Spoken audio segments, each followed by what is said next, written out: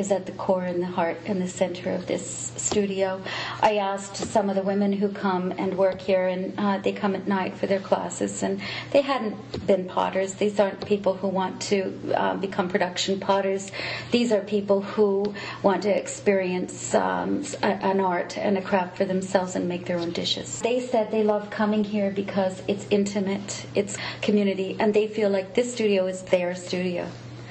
And they said that after an 8-week class. And I really feel like when they said that, I know I've achieved what it is I was after. I want this to be their studio.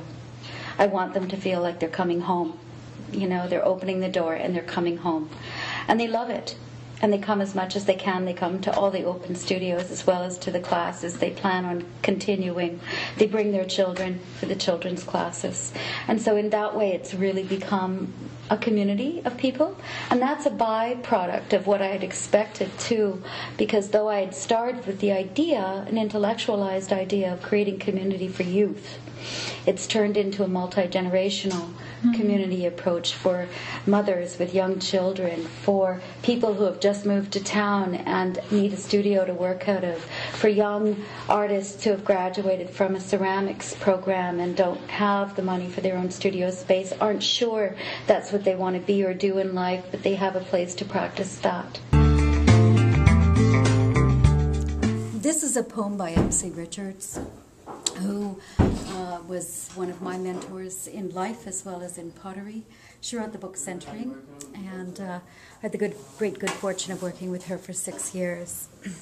So she wrote this poem called Potter, which I think really lies behind the true essence of Earth Art Community Clay Studios here. Potter, this flat plate, this ladle and bowl, clay whirled on a wheel, raised slowly to the table. Straight and curved, our primal gestures speak out about the way we stand and breathe. Every leaf is saucer for the bread. Every falling drop prepares its cup. Always we are eating and drinking Earth's body, making her dishes. Potters like sun and stars perform their art. Endowed with myth, they make the meal holy.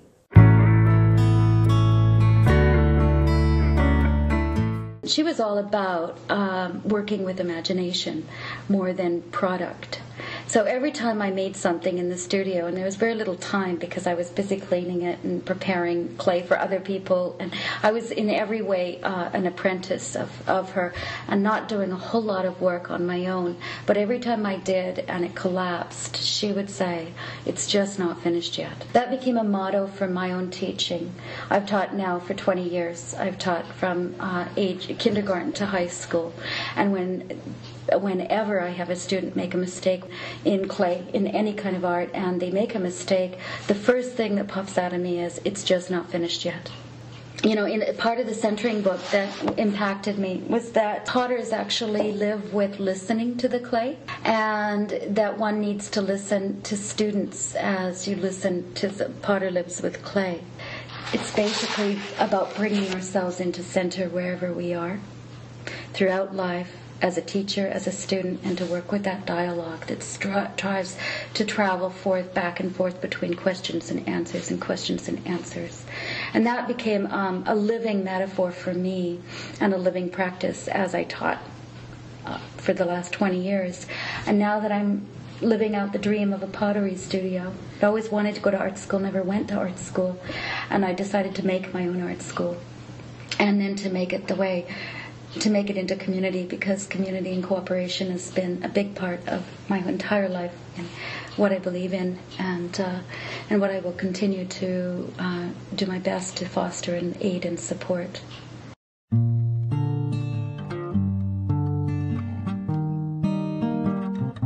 A boy here who is in 12th grade. He came down, and at one point when he was learning to center, he turned to me and he said, "I get it.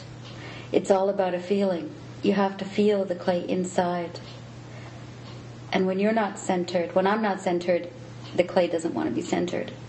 And I thought, that's it. It's about bringing kids back to center, to discover their core, at a time where everything in the world is trying to lead them out of their center, to bring them into ground and through the experience of play to the center of their earth, which is their ground, their foundation inside themselves.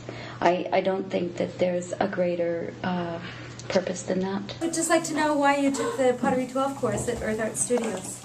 I took pottery in elementary school at Waldorf, and I really liked it. And I had stopped taking it for like 4 years, so I wanted to take it again. Yeah. I learned how to use the wheel and rise a piece of clay and make a pot and a cup and a bowl. Would you take a pottery course again after this is over? Oh yeah, for sure, because you can always use more time on the pottery wheel.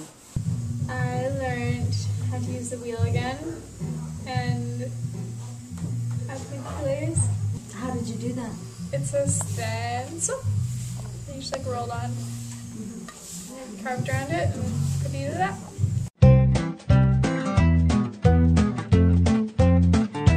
Last weekend, for example, I came up with the idea of Christmas in the kiln, in keeping with other people's religious beliefs, a solstice or Hanukkah or Christmas ornament making decoration type thing that children can do with their parents. I also taught my first play date for sweeties. I thought, well, what a way to get to know your partner by actually taking a class together. And I lit candles all over the studio, and I played sweetheart music. And they made candlesticks and goblets, and they really did learn from one another. They were always peeking over to see what the other one was doing and offering comments. I have a feeling they'll be back.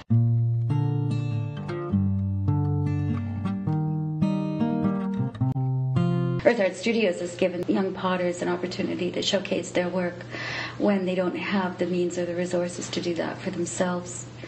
So I'd really like to, in that way, give a leg up to new young potters to see who they are and if they want to be potters in their life and if they want to be teachers. So my name is Erin Prospero of Prospero Pottery, and I am the neighbor of Diane Walters of Earth Art Studios.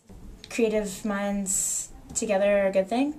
And having Diane here is great because she's a fellow potter and she helps me out and I help her out, and we both like use each other's equipment, and you know, it's nice to work as a community kind of base. Being in here working in the studio, seeing other people's work on the shelves and stuff like that is inspiring to people no matter how you put it, right? Because they're going to see something and that's going to click in their head, and then they're going to go on the wheel, or you know, little Tommy's going to see a bowl and want to make that, and then he makes the bowl, so it's all kind of like intermingled and under one kind of umbrella of an art space. You know, outside of the classes, I have studio renters who don't need classes, they just want to come and make it theirs. And I called it Studio Renters until one of my studio renters said, couldn't we be members? This is my community. I don't really have one, this is where I come. And I realized, wow, okay, it serves another need for just being a hub of activity.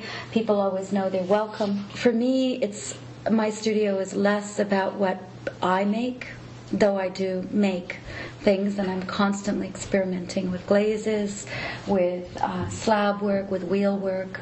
I'm more interested in giving people an experience, and when I can have a 35-year-old woman who said, I've always wanted to be a potter, I've always wanted to know what this is, and I sit down and I spend 2 hours of individualized time, and in 2 hours I've taught her how to make a bowl, and she comes back day after day, and now she's into big bowls. I'm fulfilled. That's my art. My art is about listening and paying attention to what people's inner questions are, and giving them the medium of clay to discover what their potentials and capacities might be.